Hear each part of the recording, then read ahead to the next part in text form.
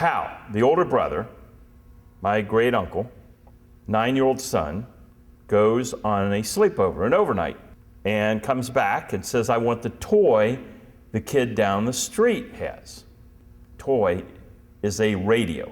So they go to the only store in Cincinnati to buy a radio. This is 12 years after Marconi has invented the radio. They go in to buy one, $130.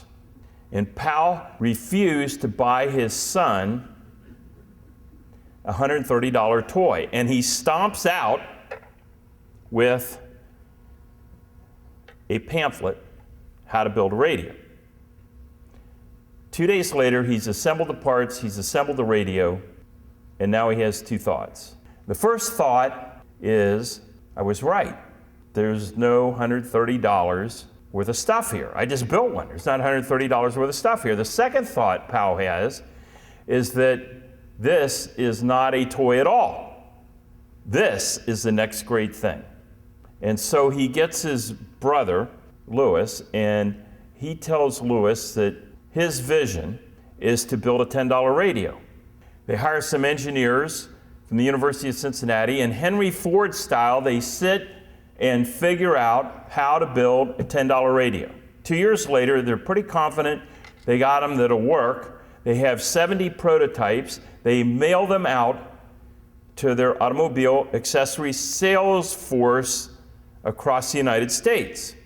They write orders for 1 million orders, and the Crosleys have not built one production radio yet. So my grandfather, Louis Crosley, sets about the task of building the first assembly line, just like Henry Ford did for automobiles. And Powell has time to sit and think. His first thought is, Louis will do it. He always has this faith in his brother, in his brother's judgment. Louis will get this done. His second thought, not so pleasant, this isn't going to work. Because there's no content. There's no radio station.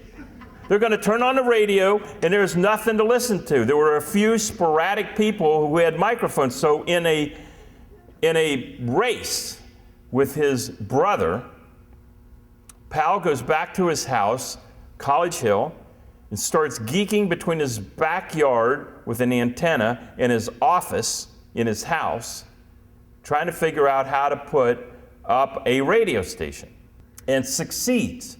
So now, the Crosley brothers are in business with what will become very quickly the world's largest manufacturer of radios, backed up by the world's most powerful radio station.